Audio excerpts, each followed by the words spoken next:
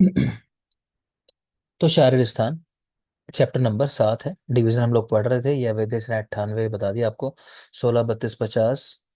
ठीक है। फिर ट्रिक देखी हमने कि लोहे का जाल उर्वी की शाखाओं पर। तो लोहे का जाल यानी लोहिताक्ष एक, उर्वी की शाखाओं पर उर्वी दो, और जाल मतलब जालतरा एक, शाखाओं में मतलब शाखा में ये 16 है। बाकी 32 और 50 उन पर हमने ध्यान नहीं दिया। आगे आ जाएंगे, यहाँ से मेन चैप्टर स्टार्ट है। चैप्टर का नाम सिरा वर्ण विभक्ति शारीर अध्याय। तो सिराओं की कुल संख्या 700 अब देख चुके हैं, मैं ज्यादा बात नहीं करूंगा। इनकी तुलना जो है वो कुल्य और केदार से की गई है। तो क्यारी होती है, खेत होता है वहाँ, मतलब नालियां होती है, उनसे खेत में पानी जाता है, तो वो कंपैरिजन है कि ऐसे ही शरीर के अंदर सिराएं काम करती हैं कि जिस ऑर्गन तक ब्लड लेके जाना है वहां तक लेके जाना। ब्लड क्या, सुश्रुत के अनुसार तो सिराएं बोलो किसका वहन करती हैं? बोलो बेटा। सिरा का। किसका? र- यार। सर्ववाह, सब चीजों का। ठीक है, चलो ठीक है, शब्द शायद नहीं मिल रहा था इन पे को। ठीक है। तो तासाम नाभि मूलम ततश्चा। ठीक है, तो नाभि जो है इन सिराओं का मूल है। नाभि स्था प्राणी नाम प्राण। ये बात बस ध्यान रखनी है। प्राणियों के प्राण कहाँ रहते हैं? नाभि के अंदर रहते हैं। भूल जाओ तो रावण को याद कर लेना, ना, नाभि में प्राण थे उसके। मूल सिराओं की संख्या 40 देख लिया हमने। 10 इंटू वीपी के आर सबकी 175, 175, यहाँ तक सारी बातें हो गई हैं। ठीक है, कह रहे हैं रक्त वाली जो सिराएं हैं वो यकृत और प्लीहा में रहती हैं। शाखाओं में 25 गुणा 4, 100 गुणा 4, सब बात हो गई है। कोष्ठ के अंदर देखोगे तो 34, ये भी आपको याद करा दिया। श्रोणी में 8 है, उरा प्रदेश में 10 है। जिसे याद करना होगा उसने कर लिया होगा। उदर में 6, पृष्ठ में 6, पार्श्व में दोनों तरफ दो दो। जो जरूरी है हमारे लिए ये है रीजन। इसमें थोड़ा सा डिफरेंस है, जो पीछे आपको पढ़ाया था, थोड़ा सा इस पे फोकस करना, हल्का सा अंतर है। जो रियल आंसर है वो ये है जो आपको लगाना है, कि टोटल होती है 41। ठीक। ग्रीवा में 14 है, करेक्ट है। कर्ण में 4, अगेन करेक्ट। जीवा 9, मैंने कहा था जीवा ज्यादा नहीं चलानी है ना, बोलना नहीं है ज्यादा। क्या आप लोग नहीं बोलते हो? याद आ रहा होगा। तो जीवा 9। नासा बनाते ही ऐसे हैं 6 की तरह। ठीक है। देख लो यार, मैंने जैसे नासा बनाई तो कोई व्यक्ति बन रहा होगा अभी, है ना? तो नासा 6 की तरह ही बनाते हैं, तो ऐसे याद कर सकते हो। फिर इसके बाद देखो, अक्षी में 8, अक्षी में 8 ये भी देख लो। आंखें, आंखें तो उनके अंदर 8 होती हैं, तो इतना तो पहले याद कर लोगे। और अगली बात क्या याद रखनी है, कि ये जो हमने बात की है ये सिर्फ वात के लिए जो सिराएं हैं उनकी बात है। जब हम पित्त की, कफ की और रक्त की बात करेंगे थोड़ा सा अंतर आ जाएगा। अंतर क्या आ जाएगा, कि कर्ण में जो 4 थी ना, वो यहाँ पे सिर्फ 2 हैं। और नेत्र में यानी अक्षी के अंदर ये जो 8 है, तो वो कितनी हो जाती हैं? पित्त, कफ और रक्त वाली 10 हो जाती हैं। तो हमें याद ऐसा रखना है कि टोटल जितने नंबर कम किए ना पित्त, कफ, रक्त में, उतने ही हमने बढ़ा भी दिए। 2 नंबर कम कर दिए, कर्ण की 2 सिराएं कम कर दी ना, 4 की जगह 2 कर दी। तो उधर पित्त, कफ, रक्त में 2 बढ़ा दी, 8 की जगह, मतलब नेत्र के अंदर 10 कर दी। ठीक है ना? तो अक्षी और नेत्र आपको कंफ्यूज कर सकता है, एक ही कर लेना आप। अक्षी लिखो तो अक्षी, नेत्र लिखो तो नेत्र। वो मैंने गलत लिखा, टाइप वाले ने भी गलत ही लिख दिया। मेरी बात समझ में आ गई? आपसे पूछा जाए सवाल अगर मान लो अब, कि नेत्र में कुल कितनी सिराएं होती हैं कफ वाली, तो आप आंसर लगाओगे 10। नेत्र में सिराएं पूछो वात वाली कितनी होती है, तो आंसर लगाओगे 8। मेरी बात समझ में आ रही है? तो ये चीज याद रखना। इसी तरह हमने कर्ण के अंदर भी देखा कि कर्ण में वात वाली पूछेगा तो 4 है, और पित्त, कफ या रक्त वाली पूछेगा तो 2 है आंसर उसका। तो ये डिफरेंस है, इसको आप याद रखोगे। नेक्स्ट चलिए। सिरागत आकुपित वात के कारण। कुल मिला के मतलब ये है कि सिराओं के अंदर जो वात रहता है नॉर्मली क्या फंक्शन करता है, आकुपित है जब। तो क्रियाणाम अप्रतिघातम, आमोहम, बुद्धि कर्मणाम, बलवर्ण ओजा, प्रसिद्धिच्चा, मनस्तथा। तो सारी क्रियाएं ठीक से होती हैं, बुद्धि ठीक से काम करती है, बलवर्ण ओज सब प्रॉपर बने रहते हैं, तो रटना ही नहीं है, नॉर्मल बात है, नॉर्मल फंक्शन हो गया।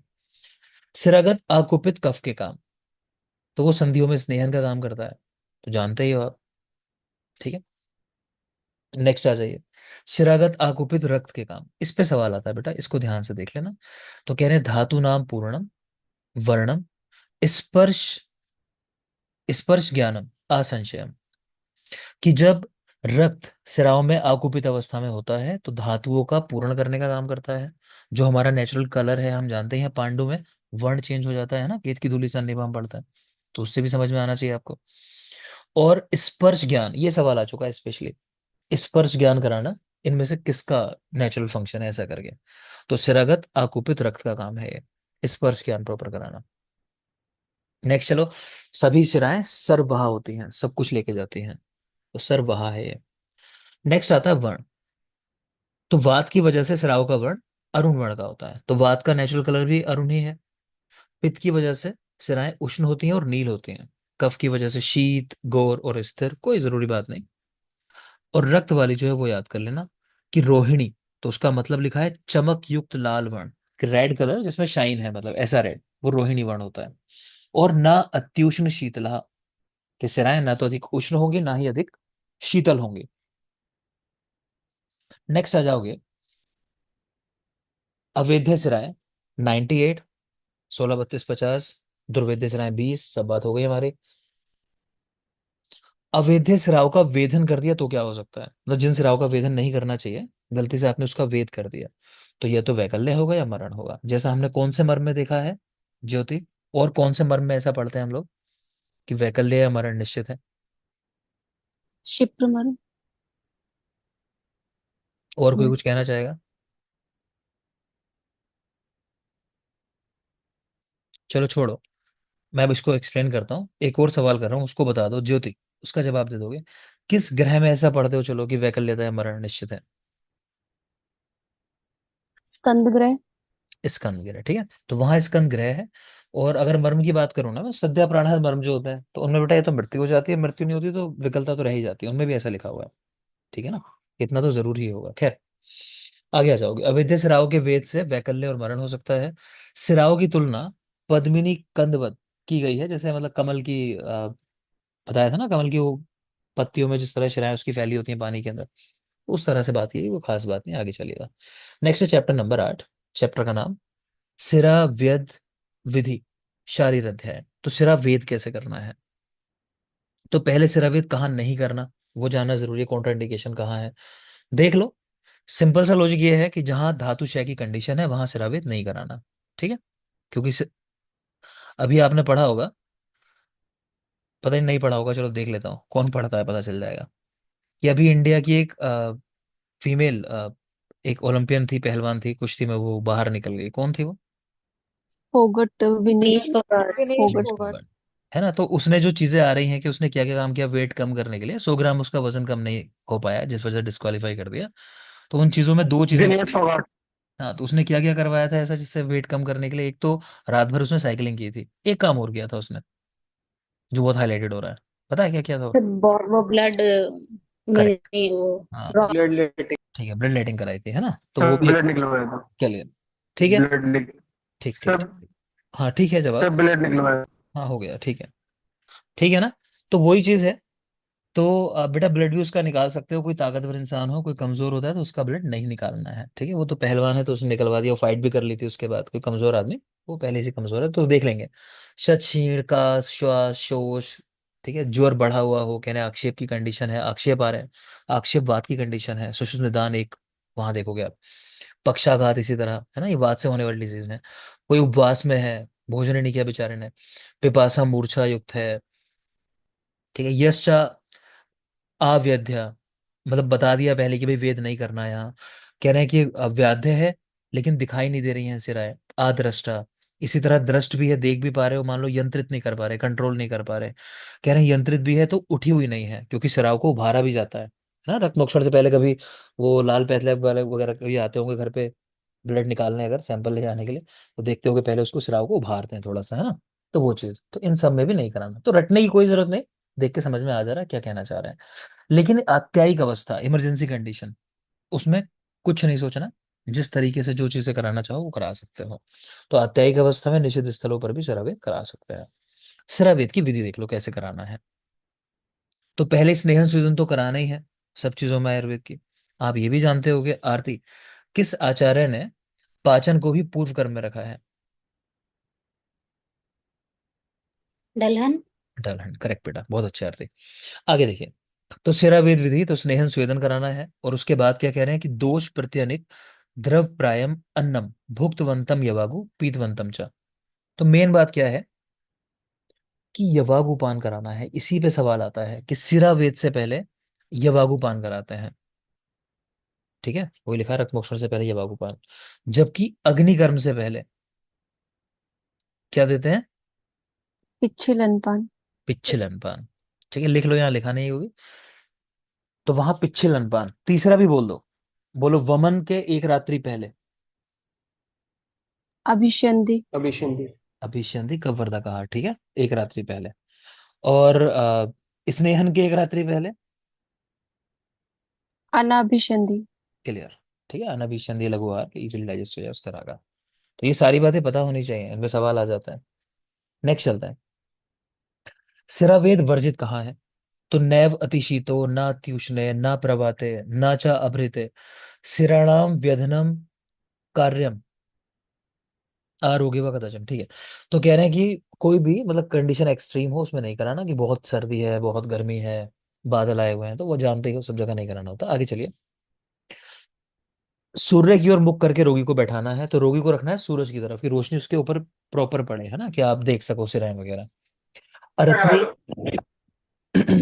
माइक ऑफ रखेंगे। अरथनी मात्र ऊंचे आसन पर बैठा देना है। तो अरथनी के बराबर ऊंचे आसन पर बैठा देना है। ठीक है। जिसका रक्त मोक्षण करना है वह मुख को वायु से पूर्ण कर ले। ये भी जरूरी बात है बेटा, मुख में वायु भर लेनी है। जैसे मॉडर्न वाले क्या कराते हैं कि अपनी फिस्ट जो है उसको बार मतलब फिस्ट बनाओ ओपन करो, बनाओ ओपन करो, उस तरह से। तो अपने यहाँ क्या बताया गया कि मुख को वायु से भर लेना है। ठीक है, इससे इजिली होता है रक्त मोक्षण। तो जिसका रक्त मोक्षण कराना है वह व्यक्ति अपने मुख को वायु से पूर्ण कर ले। गृध्रसी और विषवाची, इन रोगों में रक्त मोक्षण कराना है तो क्रमशः जानु और कूर्पर को संकुचित कर लें। ठीक है, गृध्रसी पैर की कंडीशन है और विषवाची हाथों की कंडीशन है। सिंपल समझने के लिए फिलहाल इतना याद कर लो कि गृध्रसी मतलब पैर के मूवमेंट जहां रुक जाए, मतलब पेन हो अगर मूवमेंट करो, और विश्वाची मतलब हाथ के मूवमेंट रुक जाए। सिंपल सी बात यह है, आगे मैं पढ़ाऊंगा आपको सुषुप्त निदान के साथ क्या है एग्जैक्ट। तो गृध्रसी पैर की कंडीशन है तो जानू को कह रहे हैं संकुचित करके रक्तमोक्षण कराना है। विश्वाची हाथों की कंडीशन है तो कोरपर मतलब एल्बो जो है उसको संकुचित करके रक्तमोक्षण कराना है। फिर लिख रहे हैं अनामित मेढ्र से मेढ्र। ये जरूरी बात नहीं है ना, इसमें लोगों में मतभेद है कि मेढ्र को झुकाकर या बिना झुकाए मतलब किस तरह कराना है रक्त मोक्षण। तो इसमें लोगों में कंफ्यूजन है, तो इसको याद ही नहीं करोगे आप, लिखा है छोड़ दो। आगे चले। मांसल स्थानों पर यव मात्र वेदन करें। ठीक है, यव का साइज भी अच्छा खासा होता है, राइस जितना समझ लो। तो कह रहे हैं जहां मांस है वहां तो उतना गहरा वेदन कर सकते हो, लेकिन जहां मांस कम है, जैसे आपको लगता है कोई बोनी प्रोमिनेंसी है कहीं, है ना, जैसे हाँ मान लो कि एंकल हो गया या मान लो जानू हो गया, तो यहाँ तो मांस है नहीं ज्यादा ऊपर। तो ऐसी जगहों पर कह रहे हैं कितना करना है? यव, आधे यव की मात्रा में। मांसल स्थानों पर यव मात्रा में और उसके अन्य स्थानों पर यव की मात्रा में, अर्ध यव की मात्रा में कराना है व्रीहिमुखी यंत्र से वेदन। क्लियर? मांस है तो आ, यव मात्र, मांस नहीं है तो अर्ध यव मात्र। आगे चलेंगे।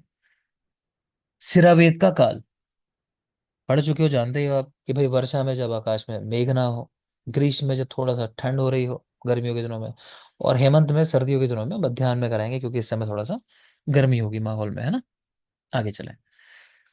नेक्स्ट है सुविध की पहचान क्या है, कि वेदन प्रॉपर हुआ। तो धारया या श्रवे दसरक, रक्त जो है धारा के रूप में बाहर निकले। ठीक है। दूसरा, मुहूर्तम रुद्वा, अपने आप रुक भी जाए एक मुहूर्त के बाद, ऐसा नहीं हो शुरू तो करा लिया था, अब घूम रहे हो 4-5 दिन हो गए रक्त ही निकले जा रहा है। खैर इतना तो होता नहीं है। ठीक है, लेकिन रुक जाना चाहिए, कहने का मतलब है। ठीक। आगे चलेंगे। दुष्ट रक्त यथा कुसुम पुष्पेभ्य पूर्वम श्रवती पीतिका। ये कुसुम के फूल कह रहे हैं कि उनको अगर आप तोड़ते हो जैसे, तो उनमें शुरू में पीले रंग का शराब होता है। तो कह रहे हैं इसी तरह दुष्ट रक्त को समझना चाहिए कि जैसे आप कट लगाते हो ना, तो शुरुआत में दुष्ट रक्त निकलता है, उसके बाद शुद्ध रक्त आना शुरू होता है। क्षीण, बहुदोष, मूर्छा, ऐसे रोगियों में जो मूर्छित हो, इनमें कह रहे हैं कि आप क्या करोगे, रक्तमोक्षण मान लो करा ही रहे हो, मजबूरी है, वैसे तो कराना नहीं चाहिए आप जानते हो ऐसी कंडीशन में, लेकिन कह रहे हैं फिर भी मान लो कि जरूरी हो, आत्यायिक अवस्था है, कराना है, तो ठीक है करा लो। लेकिन एक तो समय बता रहे हैं कि अपराह्न में, और कब कराना है? दूसरे या तीसरे दिन। इसका मतलब यह है कि बार बार उनकी वो सेटिंग करनी है, ऐसा नहीं कि एक बार में ही आप कोशिश करो सारे दोषों को निकाल दोगे। तो कम कम मात्रा में हर दूसरे तीसरे दिन बुलाओ उनको, उस तरह से उनका रक्त मोक्षण कराओ, कम कम मात्रा में। और टाइम भी करे कह रहे हैं अपराह्न में, शाम के समय, क्योंकि शाम का समय एक ऐसा कह लो, ना तो ज्यादा गर्मी होती है ना ज्यादा सर्दी होती है, और ये रोग ये पहले से ही काफी वीक है। आगे चलेंगे। नेक्स्ट है दुष्ट रक्त पूर्णतया ना निकालें। दुष्ट वर्ड है बेटा ये। दुष्ट रक्त पूर्णतया ना निकालें, शेष दोष का संशमन करें। ठीक है, तो जितनी मात्रा बताई गई है रक्त मोक्षण की, अगली लाइन में पढ़ोगे आप, उतना निकाल सकते हो मैक्सिमम। कह रहे हैं उसके बाद क्या करना है, दोष लग रहा है अभी भी है तो आप फिर संशमन चिकित्सा कराओ। तो यहाँ लिखा है कि रक्त मोक्षण का परम प्रमाण कितना है, मैक्सिमम कितना निकाल सकते हो, एक प्रस्थ। ठीक है, यही लिखा है, वाग्भट ने भी ऐसा ही कहा है, ये सुश्रुत की बात है, एक प्रस्थ। वाग्भट ने भी एक प्रस्थ ही कहा है। फिर शारंगधर भाव प्रकाश ने तीन प्रमाण बताए, सामने ऐसा लिख भी लो आप, क्योंकि इसमें सवाल है कि किस आचार्य ने या किन आचार्यों ने तीन प्रमाण बताए, तो भाव प्रकाश पूछा था वह। तो इन्होंने रक्त मोक्षण के तीन प्रमाण बताए, बल के अनुसार व्यक्ति के और दोषों के अनुसार, कि एक प्रस्थ निकाल सकते हो, आधा प्रस्थ, 1/4 प्रस्थ। ठीक है, तो शारंगधर भाव प्रकाश रक्त मोक्षण के तीन प्रमाण बताए। नेक्स्ट, शारंगधर ने एक बहुत जरूरी बात कही, कह रहे हैं कि जब वमन विरेचन या रक्त मोक्षण के टाइम शब्द मिले आपको प्रस्थ, तो प्रस्थ का मतलब वहां पे आपको 16 पल नहीं समझना। नॉर्मली एक प्रस्थ बराबर होता है 16 पल के। ठीक है, कितना समझना है, 13.5 पल के बराबर। बहुत जरूरी बात है, बिल्कुल याद होनी चाहिए, कि वमन विरेचन और रक्त मोक्षण में अगर ना भी पूछे, अगर रेफरेंस ना भी रखे, कि शारंगधर के अनुसार ना पूछे, ऐसे ही पूछ ले कि रक्त मोक्षण में एक प्रस्थ कितना समझना चाहिए, ठीक है, वो इसीलिए पूछ रहा है, वो ये आंसर लगवाना चाहता है। बात क्लियर है मेरी? अगर रक्त मोक्षण वमन या विरेचन करके सवाल पूछे, रेफरेंस ना भी दे, और आपको ये सवाल बना के दे रहा हो कि एक प्रश्न से क्या समझते हो वहां पे, तो आंसर आपको 13.5 पल ही लगाना है। ये नहीं सोचना कि सुश्रुत नहीं लिखा हुआ है या शारंगधर नहीं लिखा हुआ है। क्लियर? आगे देखो। विष चिकित्सा, तो वहां का लिखा हुआ है कि अरिष्टा बंधन कराते हैं उसमें। ठीक है, व्रण के 4 अंगुल ऊपर। तो अरिष्टा बंधन क्या होता है, कि जैसे विष का कोई प्रभाव पड़ जाए शरीर के ऊपर। आप लोग को पढ़ाया मैंने सुश्रुत कल्पित था, वॉइस बैच का। नहीं पढ़ा है सर। इस बैच के जो ओरिजिनल स्टूडेंट उनमें से कोई बताओ मुझे, उनसे जानना है। महेश, आप बताओ। पढ़ा है सर। पढ़ाया है सर आपने। ठीक है चलो, अब ब्रेक, वॉइस ब्रेक हो रही है, समझ गया, कराया है इस बैच के अंदर यानी कि। ठीक है, देखो चलो आगे। तो वहां आप लोगों ने देखा होगा, रिष्टा बंधन की बात हुई थी कि व्रण के 4 अंगुल ऊपर बांधते हैं, ये किस तरह की चिकित्सा होती है, एक मंत्र चिकित्सा होती है ना, मंत्रों से अभिमंत्रित सूत्र बांधा जाता है व्रण के 4 अंगुल ऊपर। आगे देखें। सर्पदंश में भी श्रेष्ठ चिकित्सा वहां पे रक्त मोक्षण ही बताई हुई है, अगर ध्यान आ रहा होगा। तो एक सवाल इस तरह भी बनता है वहां, कि विष का आधान किस धातु में होता है, मेन लास्ट में कहाँ पहुंचती है, तो विष रक्त में पहुंचता है। और पिया हुआ विष कहाँ पहुंचता है, शरीर के किस अंग में, बोलो बेटा। हृदय में पहुंचता है। पिया हुआ विष व्यक्ति के हृदय में जाके स्थित होता है। ठीक है, अदरवाइज पूछे विष को, खासकर दंस्ट्रा वाला, तो उसका स्थान कहाँ है, रक्त में पहुंचेगा फाइनली, वहां जाके रुकेगा रक्त के अंदर, याद रखना। नेक्स्ट देखिए, दुष्ट वेद। तो कुछ नाम लिखे हैं दुष्ट वेद के, ये सब दुष्ट वेद के टाइप हैं, है ना, उनके कैरेक्टरिस्टिक भी दे रखे हैं उन्होंने, हम ज्यादा पढ़ेंगे नहीं, इसको पूछा नहीं जाता। आप एक बार नाम देख लो, पिच्चित है, फिर कुणित, वेपित और धेनुक। ठीक है, पिच्चित कुणित, ये कुणित है, काणित नहीं है, कुचित, क्या है, कुणित, यहाँ जो गलत लिखा हुआ है।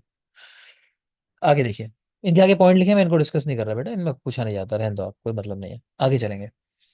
मांस, सिरा, स्नायु, अस्थि, संधि आदि मर्म वेद से रुजा, शोभ, वैकल्य, मरण, ये चीज हो सकती है। ठीक है, तो मतलब जो मर्म है उनको बचाना है, मर्मों का वेद नहीं करना, गलती से मर्म का वेद हुआ तो आप जानते ही हो क्या क्या इम्पैक्ट आता है। और आप ये भी जानते हो मर्मों के समीप अगर वेद हो जाए तो क्या होता है, चलो ये बता दोगे मुझे, अनंत। सद्य प्राणहर मर्म के समीप आघात हो जाए तो क्या परिणाम होगा? कालांतर में मृत्यु। ठीक है, कालांतर प्राणहर हो जाता है। नेक्स्ट बता दोगे, ज्योति। कालांतर प्राणहर मर्मों पर आघात होने पे मृत्यु हो जाती है, वो कैसे होती है? विशल्यहन। कोई समझा मेरा क्वेश्चन? किसी को पता है जवाब तो बताओ। धातु शेष। धातु धातु से। शेष है, करेक्ट है। ठीक, धातु शेष है।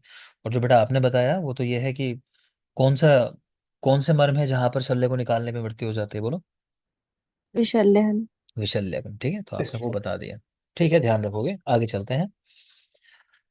नेक्स्ट कह रहे हैं, सिराएं जो होती हैं स्वभाव से ही बड़ी चंचल होती हैं, वो मछलियों के समान मत्स्यवत परिवर्तन थे, अपना स्थान भी बदलते रहते हैं। ऐसा केस आपको तब ज्यादातर देखने को मिलेगा जैसे ओल्ड एज में। आप देख लो, एक स्टेटमेंट भी आता है, लिख लो। एक स्टेटमेंट है बड़ा फेमस, आपकी गाइड में क्वेश्चन है, a man is as old as his, बोलो। आर्टरीज। आर्टरीज। ठीक है, तो ऐसा कहा गया है कि व्यक्ति उतना ही पुराना है जितनी उसकी आर्टरी पुरानी होती है। तो मतलब कि हमारे यहाँ तो सिरा का मतलब हम एक ही समझ लेते हैं, सिरा धमनी, ज्यादा डिफरेंस नहीं है आयुर्वेद में। जैसे धमनी से रिलेट करना चाहिए आर्टरी को, लेकिन याद कर लेना स्टेटमेंट ये, a man is as old as his arteries. ठीक, आगे चलेंगे। तो मछली के समान सिराएं जो है अपना स्थान परिवर्तन करती रहती हैं। तो ओल्ड एज में इजीली आप देखोगे वेन्स वगैरह हाथ नहीं आते हैं, या बहुत ज्यादा लीन थीन ओल्ड एज के पेशेंट हो, या किसी में शोक वगैरह की कंडीशन हो इस तरह की, तो इजीली नहीं मिलती हैं फिर। आगे देखें, सिराव्यय चिकित्सा अर्धम शल्य तंत्र प्रकीर्तिता, कि शल्य तंत्र में सिरावेद कराने को अर्ध चिकित्सा कहा जाता है। पीछे आपने ये भी पढ़ा है कि बस्ती को अर्ध चिकित्सा कहते हैं। ठीक है, और आपने ये भी पढ़ा है कि मर्म को शल्य विषयार्थ कहते हैं, शल्य का आधा विषय। प्रिया, मांस मर्मों की संख्या कितनी है?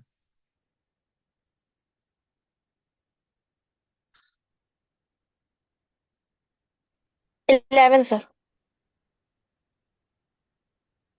Aryan, hello.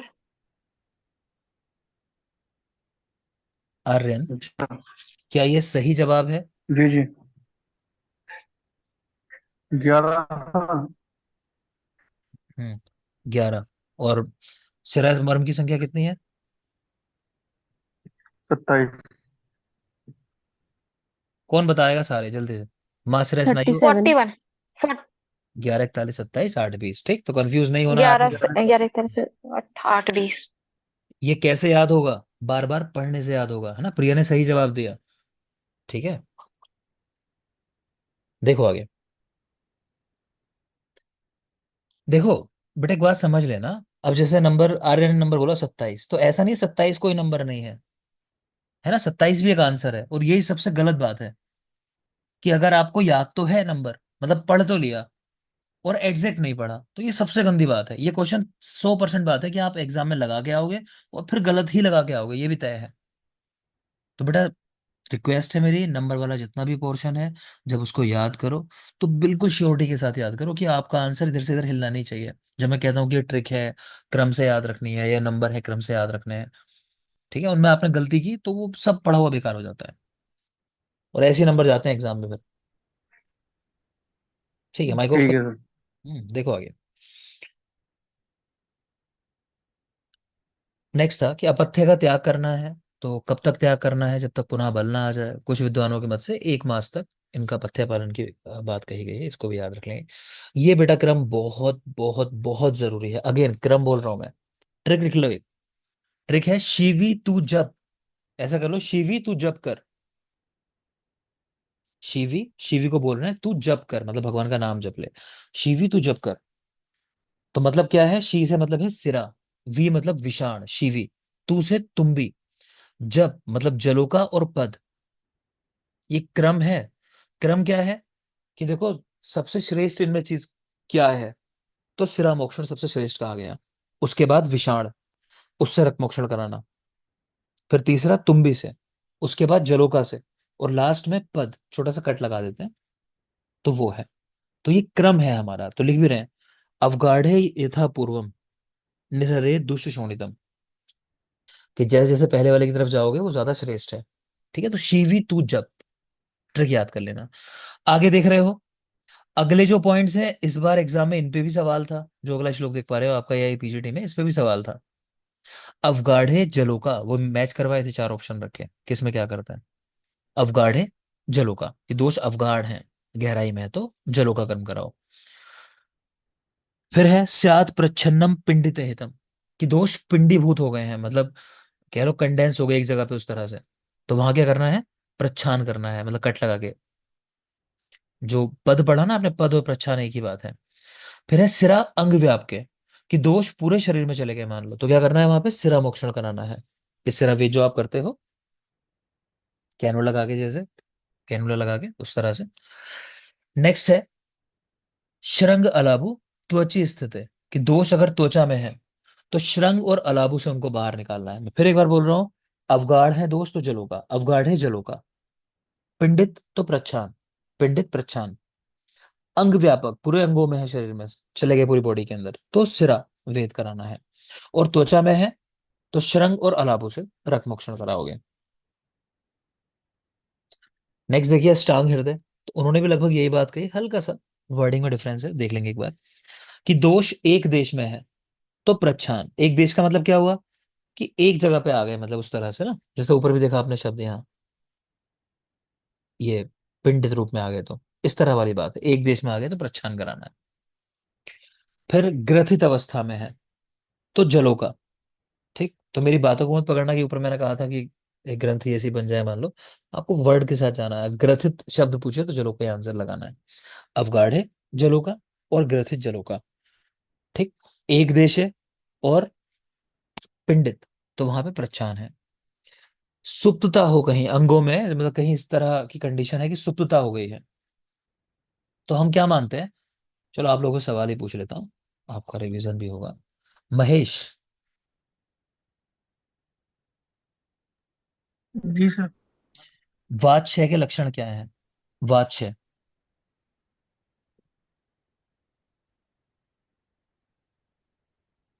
Sir Krishna Krishna कार्श्यम Krishna. कार्श्यता, sir अभी तो श्लोक तो कृष्णा, यार। दोनों वात के कैरेक्टर हैं, वात के बढ़ने से होने वाले कैरेक्टर हैं। कोई कोई बताएगा किसको याद है, चलो किसी को नहीं ध्यान आ रहा, चलो हिंट दे रहा हूँ। वाग्भट के अनुसार लिखवाया आपको मैंने, जब क्षय वृद्धि लिखवाई है। नहीं ध्यान आ रहा, चलो ठीक है मैं बोल दे रहा हूँ। चलो एक और हिंट देता हूँ, एक और हिंट देता हूँ, बता देंगे, जिसको पूछूं कोई जवाब देना लेकिन। आरती, हाँ जी सर। बेटा संज्ञा का पता कैसे चलता है। अनुमान प्रमाण की आपको टेबल याद कराई थी एक, हाँ सर हाँ। वो संज्ञा, ज्ञान ज्ञान से सर। किसके ज्ञान, नाम ज्ञान। नाम नाम ज्ञान। ग्रहण।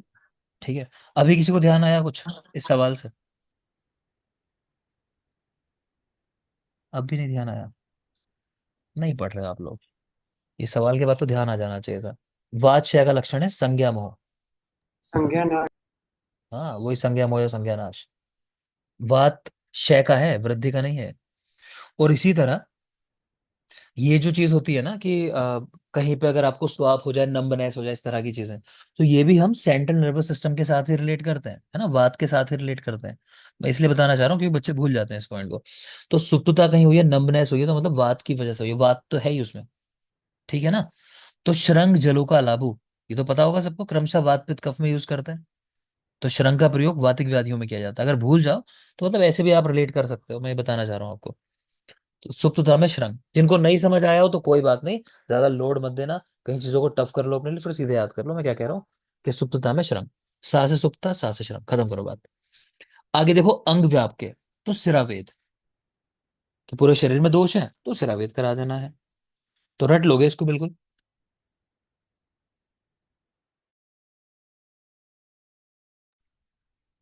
नेक्स्ट चलिए,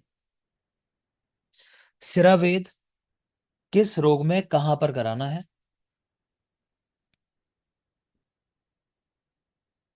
बेटा सुन पा रहे हो ना मुझे प्रॉपर, बोल देगा कोई एक बार, सुन पा रहे हो प्रॉपर मुझे। जी सर आ रही ठीक है, वो गलती से मेरा माइक ऑफ हो गया था मुझसे, ठीक है आगे देखते हैं। तो सिरावेद किस रोग में कहाँ कराना है बेटा, ये लिखा हुआ है, ध्यान से देखोगे, रटना है आपको, बिल्कुल रटने वाला ही पार्ट है। मैं एक बार रीडिंग लगा दे रहा हूँ जल्दी से, देखते हैं। तो सबसे पहले उन्माद रोग के अंदर शंख केशांत सिरा, शंख तथा केशांत संधि में, है ना, शंख प्रदेश में, और केशांत संधि जहाँ बाल खत्म होते हैं वहां, जो स्थान है वहां। उरो अपांग तथा ललाट की सिरा, ये पूछा नहीं जाता, ललाट की सिरा चाहो देख सकते हो, आपको याद ये रखना है। केशांत संधि में और शंख प्रदेश में, उन्माद रोग के अंदर। फिर कर्ण पीड़ा पीड़ा कर्ण रोग है, उनमें कह रहे हैं कान के ऊपर, कोई खास बात नहीं है। तिमिर अक्षिपाक आदि नेत्र रोग, तो नासा के समीप ललाट या अपांग की सिरा। तो अब नेत्र के रोग हैं, तो वहां अपांग प्रदेश। ये बात शायद आपसे हो गई होगी। किस क्या, चलो वो तो बात की बात है, किस आचार्य ने, पहले इतना बता दो, अपांग प्रदेश से समझते क्या हो। ध्रुव पुच्छान। ठीक है ना? तो लिख सकते हो जिनको नहीं पता है, भ्रू पुच्छांत, तो जो आईब्रो होती है उसका जो लिटल पार्ट है, तो उसको बोलते हैं अपांग प्रदेश, ये डलहन ने बताया है।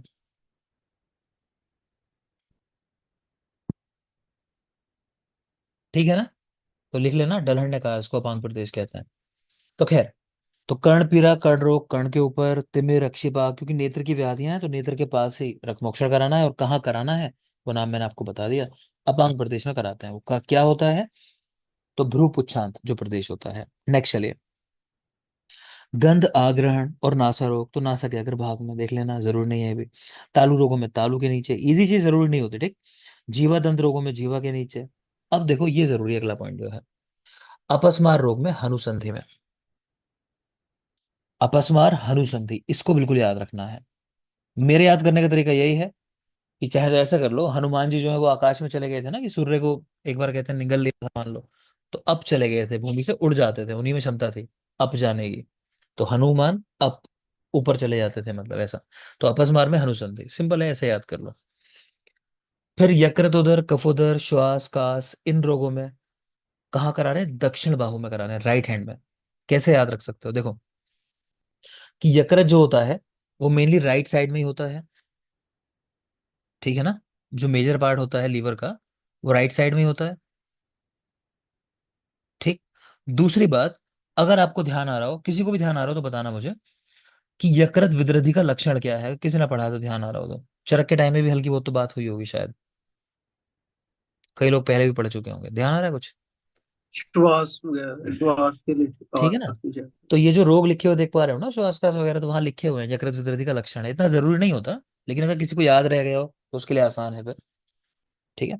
तो यकृत की समस्याओं में ही श्वास भी होता है, तो उससे भी रिलेट कर सकते हो, यकृत के साथ ही रिलेट करके। तो इनमें दक्षिण बाहु में सिरावेद कराना है।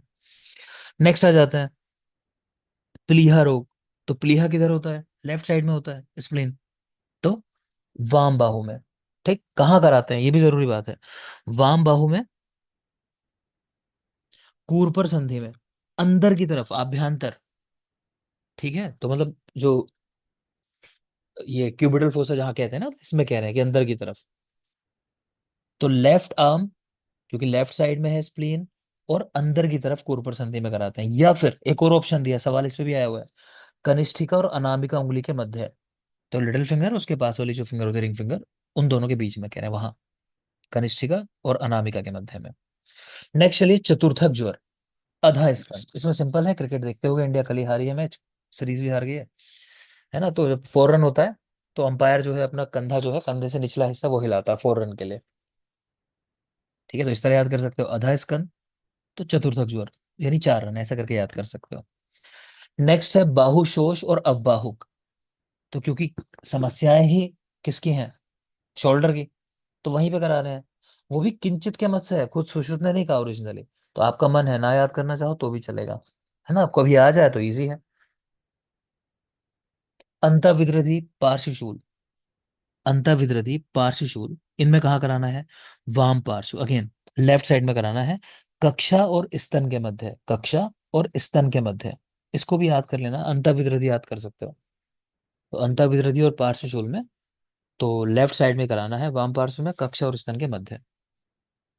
अगला जो पॉइंट है आपकी बुक्स में ठीक लिखा हुआ, आपके नोट्स के अंदर, यहाँ थोड़ा सा गड़बड़ कर दिया है।